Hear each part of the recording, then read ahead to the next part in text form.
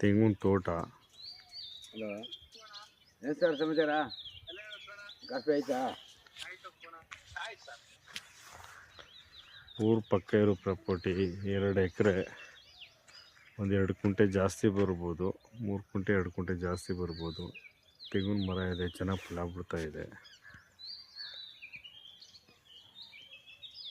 ತೆಂಗಿನ ಮರ ಎಲ್ಲ ಚೆನ್ನಾಗಿ ಫಲ ಬಿಡ್ತಾ ಇದೆ. ಗಿಡಗಳೆಲ್ಲ ಚೆನ್ನಾಗಿದೆ.